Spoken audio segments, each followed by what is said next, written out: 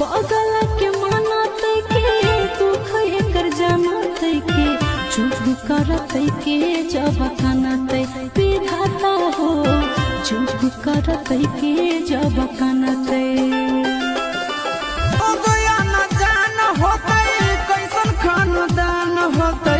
फूट फूट जान मोरा रोइतै विधाता हो फूट फूट जान मोरा रोइतै पगला के मानते के दुख एकर जमाते के चुप करते के जब कानते विधाता हो चुप करते के जब कानते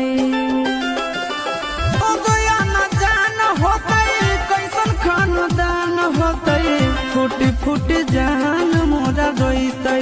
विधाता हो फूट फूट जान